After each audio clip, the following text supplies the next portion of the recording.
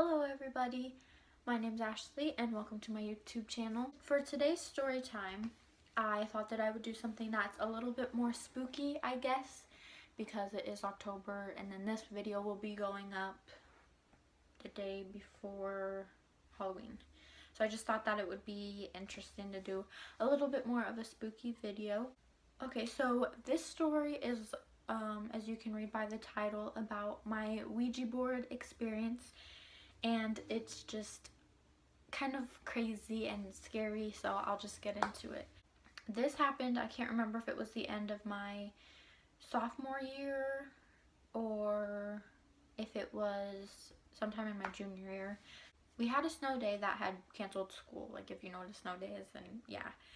And I had went over to my friend Hannah's house, and I remember it being really bad. Like, we shouldn't have been on the roads at all because of how badly the snow was drifting and how icy it was, but we didn't care. And I was with my friend Hannah, and we were really bored, and we went to this town by us to pick up our other friend Emily. And we didn't know what we were gonna do, we just like wanted to hang out. But then somebody, I don't even know how it came about, had the idea to do a Ouija board, which is not a good idea to begin with, but I was really nervous about it, but I didn't really care. I was like, okay, like, you guys can do it if you want, but I'm not going to. It's not that good of an idea, but whatever. So we were at Hannah's house, like I said, and her parents weren't home, so we thought that that would be the perfect place to do it, even though you're not supposed to do a Ouija board in your house. That's like the first rule, you're not supposed to do it in your own home, because whatever spirits are in the board could potentially escape into your house, I'm assuming. So we didn't have like an actual Ouija board. This was kind of before, it was before there was that like game that you could get at any store to have a Ouija board. So we didn't have one, and we decided to make our own from an extra like poster board that we had that we weren't using for school. And we looked up what it looked like online, even though we kind of knew, but we just wrote it out with permanent marker and our Ouija board was made. Before they started like the actual process of like doing the Ouija board and asking the questions, Hannah like closed the blinds in her house and like closed the curtains, so it was really dark, and then they lit candles. Like, it was too extra for this, and it was just made it even more scary. And so she had a shot glass that she was using for the planchette that you put your fingers on to make it go around. And I told them, I was like, you guys can do it, I'll just watch, it's fine, really, I don't want to get possessed today. For a long while, nothing was really happening. I would say for about 15 minutes or so, like, nothing moved. Everything was fine feeling in the house, like nothing was moving. We're all kind of just bored with it. We're like, okay, this doesn't work, like, people are just lying about it working. Now, I can't remember exactly what happened. I think that they just kept asking, like, are there any spirits in the room or anything like that, and all of a sudden it started moving. And it started moving to yes. And both of them started freaking out a little bit. I remember them like constantly saying to each other, like, you're not doing this, are you? And they would be insisting that they weren't doing anything. And it was moving at a pretty decent speed. It was just so weird to see. And I didn't really believe them at first. Like, I was thinking, oh, they're just trying to be scary. They're just trying to freak me out or something. But there was a point I remember where they were kind of trying to show each other that they weren't moving it, like to prove to the other person that they weren't doing it.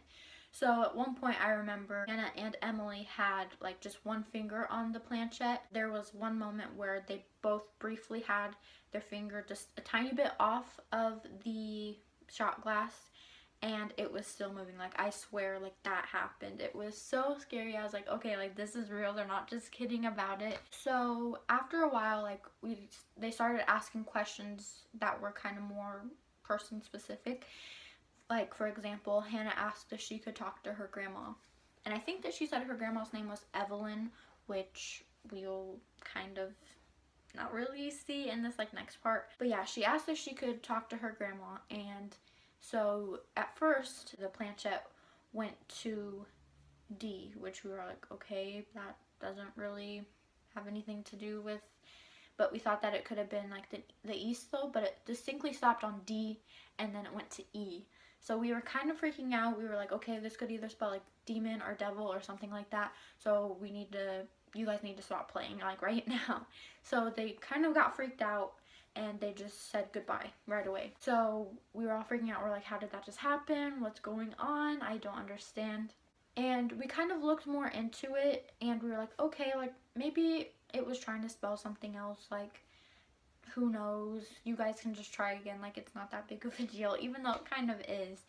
But they decided to do it again. So this time the board kind of automatically started moving, like it went straight to yes when we asked if there was any spirits here, and then it kind of started doing, I can't remember if it was like figure eights or if it was going to the four corners of the board. Like neither is good, because we later found out that that means that a spirit is trying to escape from the board. So that's that. Like at the time we didn't know what it meant, so we were just like, oh, like that's kind of weird. I just remembered that it was kind of counting down from the numbers, like it was going from like 0, 9, 8, 7, which is not a good sign either. That's another sign that is trying to escape from the board. So there was just all bad signs all around, and we didn't know that at the time. And then Hannah asked again, like, can I speak to my grandma? Like, so she said, can I speak to Evelyn, whatever her last name was. And the board distinctly stopped at D again. It moved up there pretty quick, and then it went to E, and then it went to V. So while it could have been spelling Evelyn out, there was no reason really for it to stop distinctly at the D. So we were freaking out. We're like, oh my gosh, this is spelling devil, this is a bad spirit, we really need to stop. So they said goodbye really fast, and then we were all kind of freaking out, like what just happened? Like that was a bad spirit, and like it could be in Hannah's house now. And it was really scary. I was so scared. At the time, Emily at least, and I think Hannah might have been a little bit too, were like distinctly atheists. Like they didn't believe in God or anything. But even both of them not really believing in God freaked out really bad. I remember us all praying like that this wouldn't like follow us and that this wouldn't possess us or anything. We were so scared. It was one of the scariest things that's ever freaking happened. And towards the end of the Ouija board thing happening, Hannah's dad comes home. So we're like, okay, what do we do with this Ouija board now? Like he can't see that. He'll know that we did it in the house. He'll be really mad. And so I think Hannah just put it in her room and she was kind of talking to her dad. But we're like, we got to do something with this like right now, because who knows what's going to happen with it. So we looked up how to like properly destroy a Ouija board, because you're not supposed to just like throw it out or just have anything done with it. I remember some of them saying that you're supposed to like burn it, but if you hear like screams or something whenever you burn it, like you're gonna die within 72 hours or something. And I'm like, okay, we're not doing that for sure. We're not doing that. And plus we couldn't, it was like the middle of winter, so we couldn't really just burn it outside of Hannah's house. But we read somewhere also that you needed to rip it into 7 pieces and dispose of it that way. I think that it said you're supposed to break the board, or rip the board in this case, into 7 pieces and then burn it. But obviously, like I said, we couldn't burn it. I remember us driving around trying to figure out what we were going to do.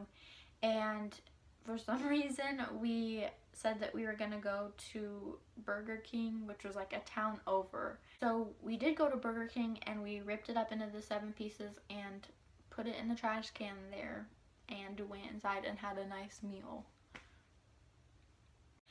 That was not the best idea, because that could have been like pushing spirits onto other people and on that place. But we just wanted to get it out of our hair. Like, we were not concerned about anybody else. We were trying to get rid of it as soon as we could, which is really kind of selfish to think about, but we just had to be done with it. I remember going to sleep that night and I was so scared. I was like, I'm not gonna wake up, like I'm gonna die and I'm gonna be possessed by a demon, and this is the end of my life as I know it. I'm always gonna be followed by a demon now. It was just so scary, but like we woke up the next day and we were all fine, but still. And then a few weeks later, Hannah comes to school and she's all kind of freaked out, and we're like, what happened? What's wrong?